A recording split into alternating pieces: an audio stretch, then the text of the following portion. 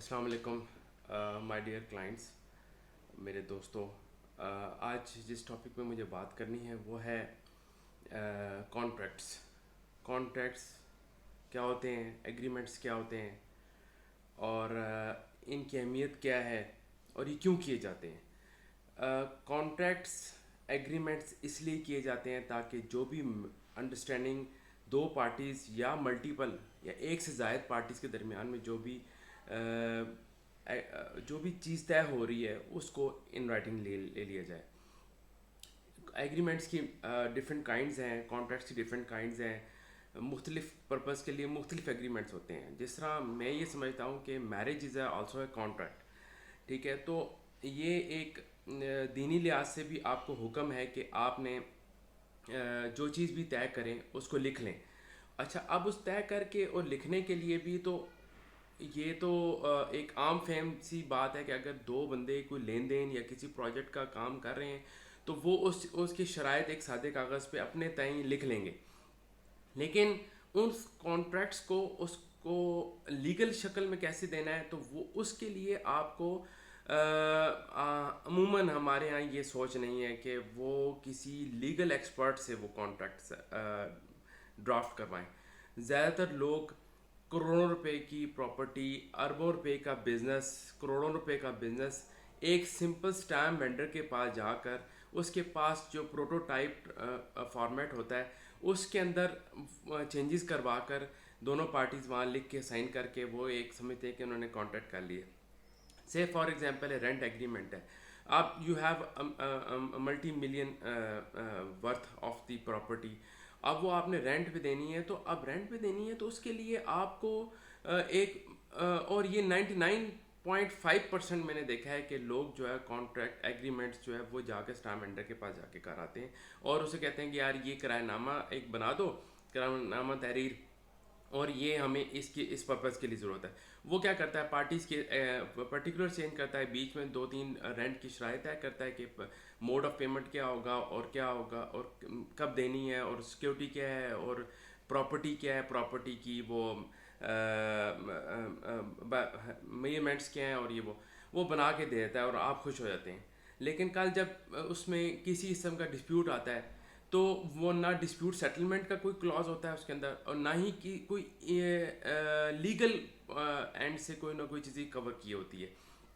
اسی طرح cell agreements ہیں، اسی طرح فرینچائز ایگریمنٹس ہیں. فرینچائزیز تو آج کل بڑے ہوئے میں سسٹمیٹک ہو گئے، چاہے وہ لوکل فرینچائز ہو یا ملٹی نیشنل فرینچائز ہو، تو وہ آپ کے ان کا ایک فارمیٹ ہوتا ہے کیونکہ ان کی لیگل ٹیم ہوتی ہے تو وہ کرتے ہیں.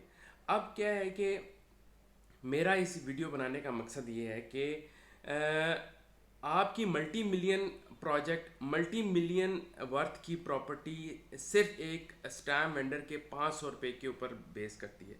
آپ ایک لائر کی سروسز ایکوائر نہیں کرتے، اس سے وہ پروفیشنلی وہ ایگریمنٹ ڈرافٹ نہیں کرواتے. اب ایک لائر نے اس کی فیس کتنی لے لینی ہے؟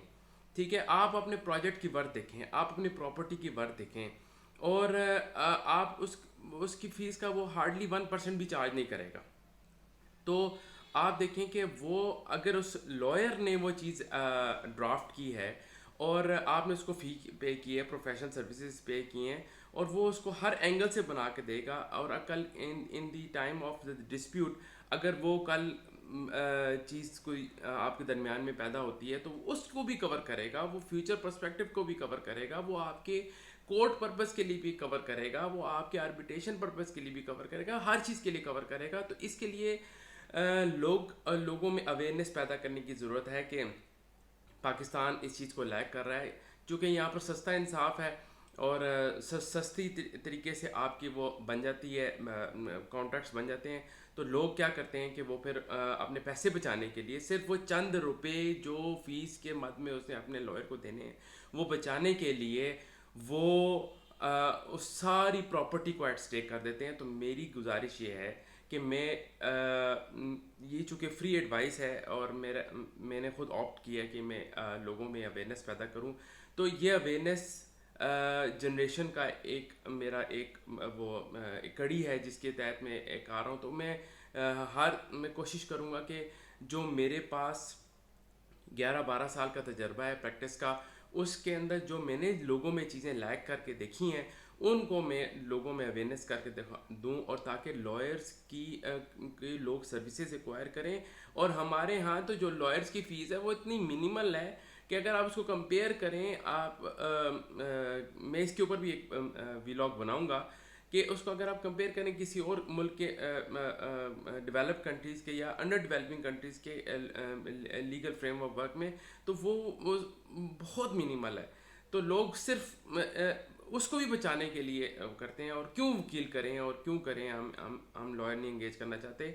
تو میں سوشل ٹیبوز کے اوپر بھی بات کروں گا کسی دن. تو میری گزارش یہ ہے کہ اپنی چیزوں کو سیکیور کریں اور اپنی چیزوں کو کسی پروفیشنل لائر کے ساتھ ایک اس کی سروسز انگیج کر کے ان کو سیکیور کر کے فیوچر پرسپیکٹیو کو بھی اپنے دیکھیں، اور تاکہ آپ فردر لیٹیگیشن سے بھی بچ سکیں. Thank you so much.